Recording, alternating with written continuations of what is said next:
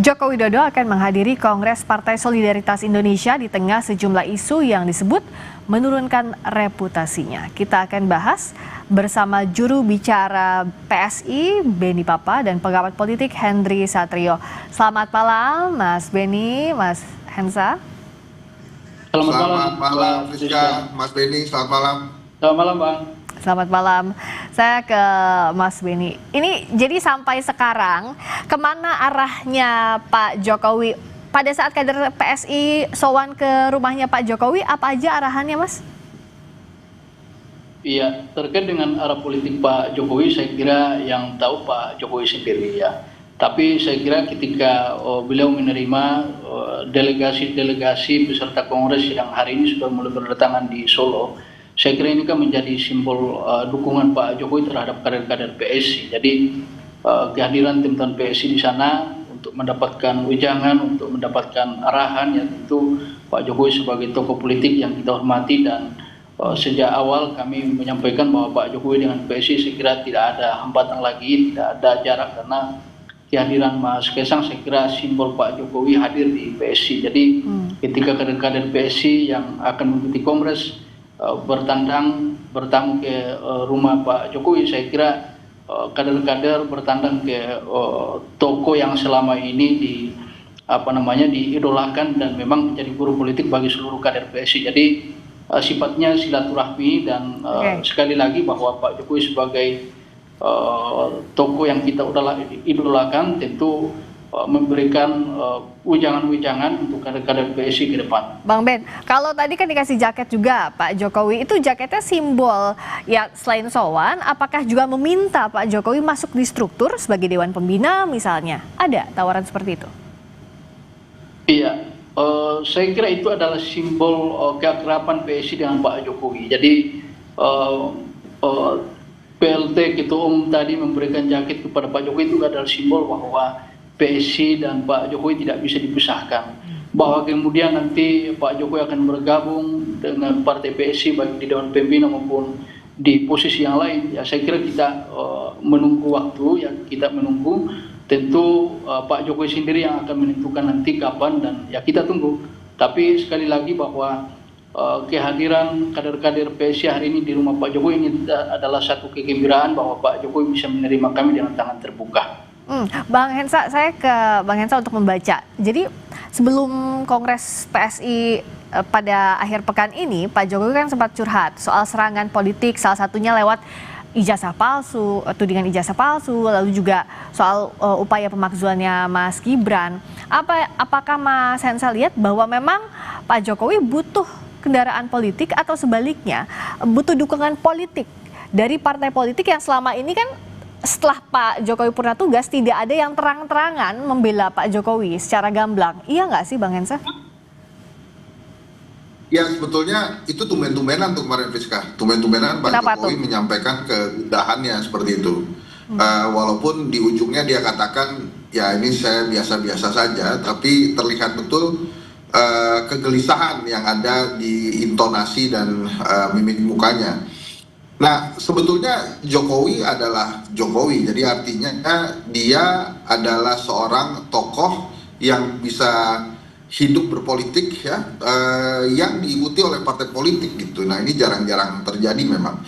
Nah kalau kemudian Pak Jokowi pertanyaannya apakah akan bergabung dengan PSI, ini saya melihatnya di dua hal. Bagaimana? Yang pertama, kalau dia bergabung dengan PSI, maka dia tidak lincah lagi seperti sekarang.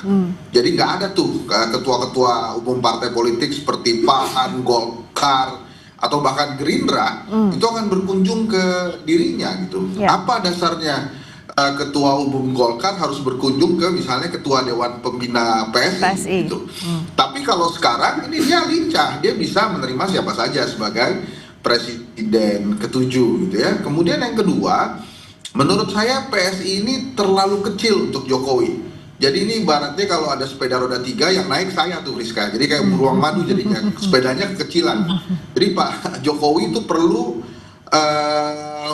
partai yang lebih besar menurut saya, yang seimbang dengan ketokohan dirinya.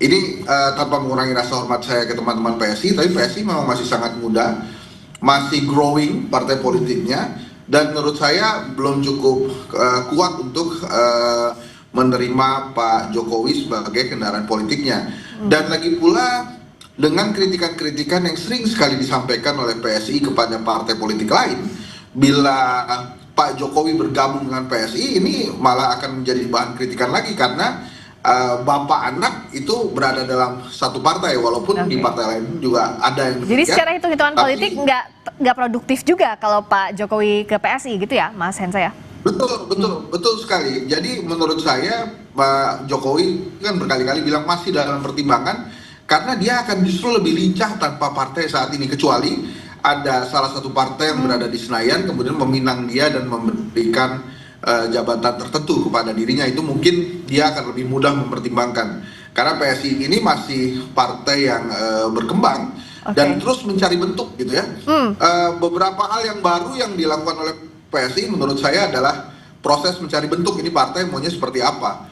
Karena salah satunya misalnya mengubah logo itu adalah bentuk salah satu proses mereka mencari jati diri sesungguhnya partai ini mau seperti apa gitu.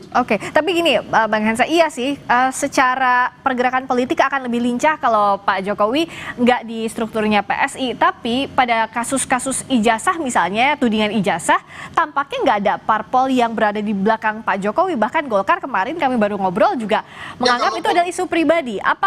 Bagaimana hitung-hitungannya? Siapa yang bisa menemani Pak Jokowi selain relawan? Kayaknya cuma relawan aja tuh yang nemenin Pak Jokowi. Ya sebetulnya tanpa masuk ke PSI pun PSI sudah membela Pak Jokowi, masa ya Mas Kaisang nggak membela bapaknya gitu ya. Tapi ya belaannya memang tidak cukup kuat karena PSI kan tidak berada di Senayan, dia tidak termasuk dalam 8 partai yang sudah lolos verifikasi KPU lah nanti buat 2029 kurang lebih begitu. Jadi memang posisinya akan sama saja dia masuk atau tidak masuk PSI, Friska. Jadi tidak ada plus point buat Pak Jokowi sebetulnya karena ada Mas Kaisang sudah di sana. Nah kalau dari Bang Benny artinya ada Mas Kaisang di PSI udah cukup, nggak perlu ada Pak Jokowi di dalam struktur, sudah bisa cukup mewakili putra bungsu ya Pak Jokowi ini. Iya, sebenarnya bukan cukup tidak cukup Mbak ya, tapi saya kira kami melihat bahwa kehadiran Mas Kaisang ini sebagai salah satu tokoh muda yang punya prospek jangka panjang, yang kedua punya popularitas tinggi juga, dan saya kira beliau sudah membuktikan kepemimpinan beliau selama 2 tahun memimpin partai PSI. Saya kira kehadiran Mas Kaisang bagi kami ini adalah salah satu keterwakilan daripada Pak Jokowi yang kemudian memimpin kader-kader PSI di seluruh Indonesia. Bahwa kemudian nanti Pak Jokowi bergabung atau tidak tentu kami tidak bisa menyampaikan itu karena yang bisa menyampaikan itu Pak Jokowi dan yang kita menunggu sikap dari Pak Jokowi. Tapi sekali lagi bahwa kehadiran Mas Kaisang saya kira tidak bisa dipisahkan daripada Pak Jokowi itu sendiri. Jadi Mas Kaisang hadir di PSI saya kira itu adalah bukti bahwa Pak Jokowi hadir di PSI gitu. Ya, apa yang akan dilakukan PSI untuk memperkuat PSI secara kelembagaan? Karena kalau bicara soal ganti logo, secara simbol, ketokohan, misalnya ada Mas Kaisang, ada Pak Jokowi, momentum juga saat ini akan bisa bermakna kalau bisa dikonversi ke elektoral, juga penguatan kelembagaan. Nah, gimana PSI menerjemahkan ini, Bang Benny?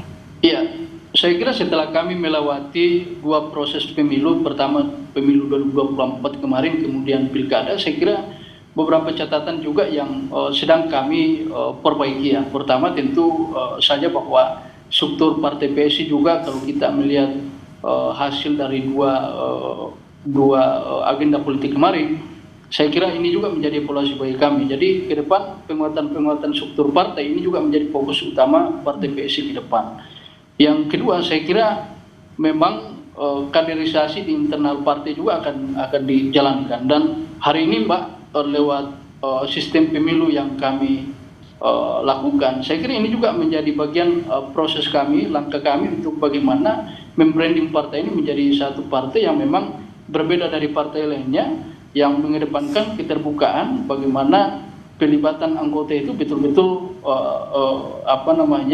dirasakan dalam menentukan kebijakan-kebijakan partai. Ya tentu bahwa kemudian kami mengganti logo itu kan salah satu proses rebranding partai. Tapi di luar itu kami juga sudah menyiapkan langkah-langkah strategis yang kami yakini bahwa ini akan mendongkrak elektabilitas partai ke depan, khususnya dalam menghadapi pemilu 2029 yang akan kita lewati 3 tahun yang akan datang. Oke, kalau dari Bang Hensa apa sih yang hal strategis yang harus digenjot oleh PSI? Karena kalau secara momentum sebenarnya kan Jokowi efek, Mas Kaisang efek itu lebih besar pada saat waktu Pak Jokowi menjabat. Nah sekarang apa yang harus bisa dilakukan untuk menerjemahkan ini? Ya memang bukan hal yang mudah ya Friska, karena misalnya kalau kita mengacu kepada pengalaman yang Pak SBY atau Ibu Mega, itu dua-duanya partai politik yang kemudian bisa lolos ke Senayan. Nah PSI belum. Usaha-usaha PSI untuk menembus Senayan tentu saja mesti dihargai. Salah satunya adalah dengan mengajak Pak Jokowi tentunya masuk ke dalam struktur PSI. Karena memang kalau Pak Jokowi masuk itu otomatis akan ada tambahan kekuatan dari relawan-relawan Pak Jokowi secara langsung. Tapi memang perjalanannya tidak mudah. Apakah ini momentum? Menurut saya momentumnya lebih ke Mas Kaisang sih untuk membuktikan bahwa memang dia adalah sosok yang tepat untuk memimpin PSI. Karena Pak Jokowi nggak di dalam PSI, dengan adanya Kaisang itu sudah cukup sebetulnya untuk menggambarkan bahwa PSI adalah Jokowi, Jokowi adalah PSI. Itu Friska menurut saya. Oke, nanti 19-20 Juli kita lihat apa yang menarik dari Kongres Luar Biasa Partai Solidaritas Indonesia yang bisa produktif juga terhadap elektabilitasnya PSI, apa langkah strategis yang diramu oleh PSI. Terima kasih Mas Beni Papa, juru bicara PSI. Terima kasih juga Bang Henry Satrio, pengamat politik. Selamat malam. Friska. Terima kasih, Mbak. Sampai ketemu lagi.